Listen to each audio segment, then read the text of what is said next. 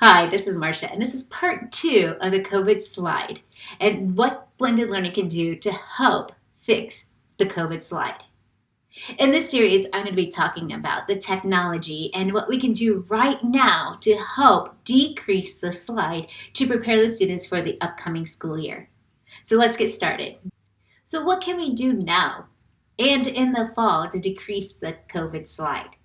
One thing we could do is start to offer online and offline resources for the students. How can we help them to continue to grow as a student, even if they're not in the classroom?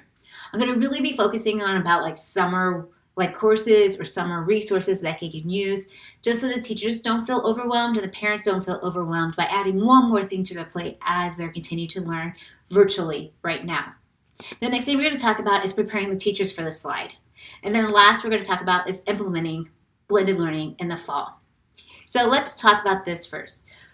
One thing we need to really think about is starting now with adaptive technology tools.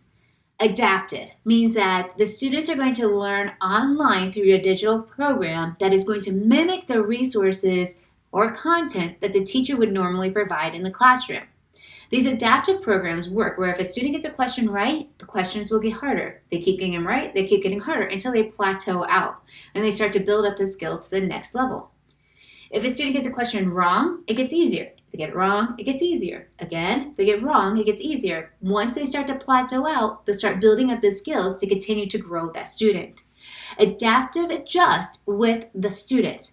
So what I've got on this website that you see at the bottom, or if you want to use your QR code scanner, is a link to a Padlet. These are some of my top adaptive technology tools that I would recommend for teachers, school districts, or schools to send out for summer support. If the kids have internet at home, maybe they could go in and start working in these online programs to build those skills up. To roll out the use of adaptive technology, let's think about building a house and how we had to start on the ground floor and build up. First, the teacher is going to roll out the adaptive technology program that they choose. They are going to support the students virtually for the first couple of weeks just to make sure if there's questions or they don't understand how to submit or what to do or how to answer the questions. The teacher or another support teacher at school can be there to help the students. After about week 2 or week 3, we're going to have the teachers or the support staff go in and start looking at that data and really targeting skills that the students need to know. This is an example from Freckle.com. It's a great adaptive resource for math, science, language arts, and social studies. What it is a math data that we received from one of our 3rd grade students.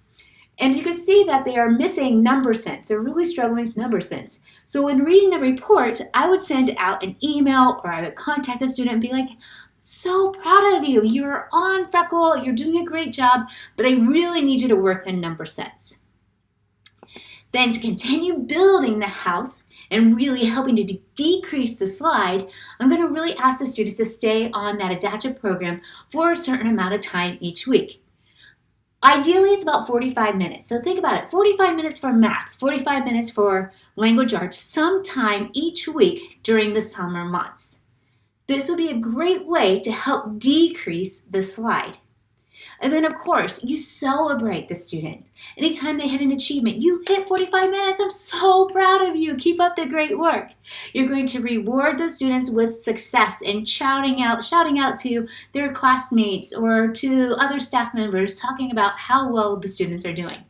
And then, of course, celebrate every achievement.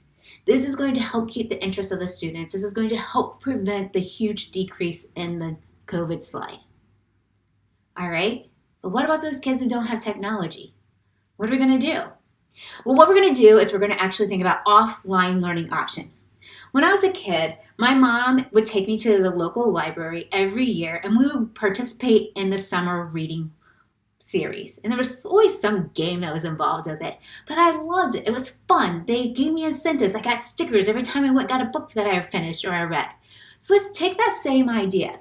Yes, I know our libraries aren't open yet. They might be by the summer, but maybe what we could do is we could call it Superheroes Home Learning. And instead, because the kids don't have internet, Instead, maybe they get packets, maybe they get a book, maybe they get a workbook, maybe they get resources that they physically can complete, take to a location, and then they can earn their superheroes. So for example, they complete each task, they mark it off, they get the Superman card, they get the Iron Man card, they get the Spider-Man card. And then what do they get? Badges, rewards, whatever it is that you want to give the students. I saw this week on the CBS Nightly News that teachers were going around and delivering hand packets to the students, leaving them at the doorstep, and then they would social distance back and wave to the kids. That could be an option. I also have a school district in Texas, Cy-Fair ISD, where these kids go and pick up packets at the school. Maybe that's an option. If libraries are open, maybe a teacher or a support staff member could be at the library to give these packets of learning to the students. Anything that we can do right now is going to help us from having this huge drastic COVID slide by the fall. Okay. That was part 2. The next part I'm going to talk about, what does the fall look like? What do we need to do now and in the fall? All right, I'll be right back.